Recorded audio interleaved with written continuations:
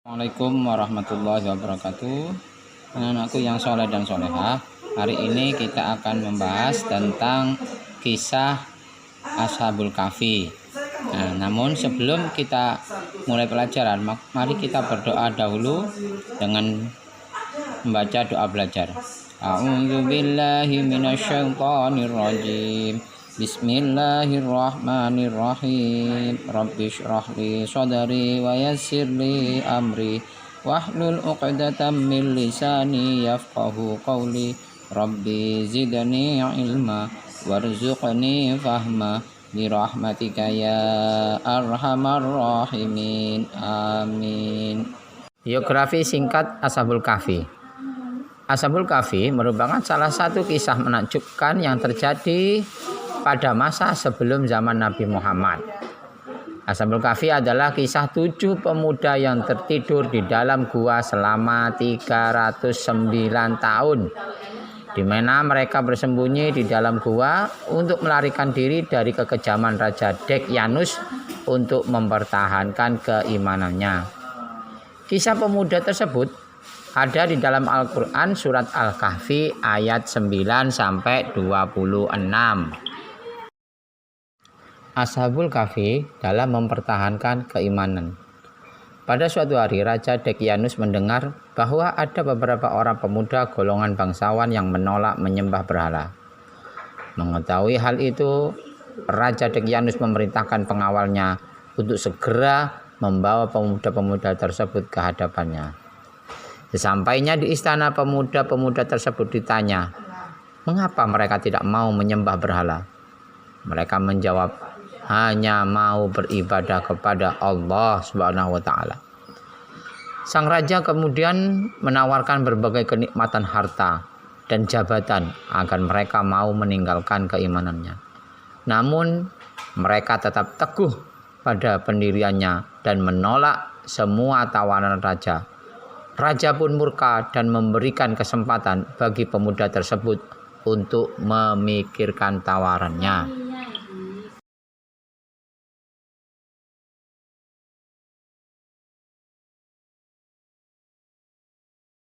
Ashabul Kahfi dibangunkan dari tidur. Ashabul Kahfi diperkirakan tertidur lama. Para pemuda tersebut terbangun karena mendengar suara seseorang dengan membangun kandang di sekitar gua. Mereka bangun dengan wajah berseri-seri. Mereka saling bertanya, berapa lama tinggal di sini? Salah satu pemuda dan menjawab, Tuhan lebih mengetahui berapa lama tinggal di sini. Kemudian salah satu dari mereka keluar mencari makanan dan memastikan bahwa bagaimana keadaan kota. Saat dalam perjalanan merasa heran karena banyak melihat orang-orang yang sudah beriman dan keadaan kota pun sudah berubah. 7 pemuda tersebut dibangun pada masa pemerintahan Kaisar Romawi Timur Theodosius II 408 sampai 450 Masehi. Kaisar tersentuh oleh keadaan mereka. Tak berselang lama kemudian 7 pemuda meninggal dan Theodosius memerintahkan agar jenazah mereka diabadikan.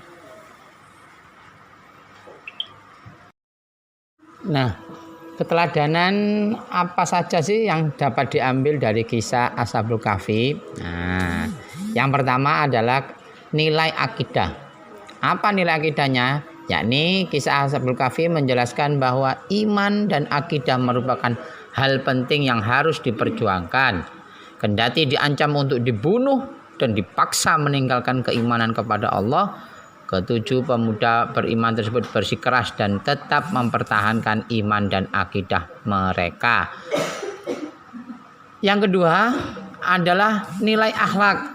Dalam kisah di atas, kendati Raja Daqyanus mengancam untuk membunuh siapapun yang tidak menganut ajaran penyembahan berhalanya, ke-7 pemuda itu tetap jujur menyampaikan bahwa mereka beriman kepada Allah. Setelah itu mereka berikhtiar untuk menyelamatkan diri serta bertawakal kepada Allah. Jadi nilai akhlaknya yang pertama adalah jujur, kemudian ikhtiar, kemudian bertawakal. Selanjutnya adalah nilai takwa. Nah, di mana para pemuda Ashabul Kahfi merupakan sekelompok pemuda yang beriman dan bertakwa kepada Allah, apapun kondisi yang mereka alami.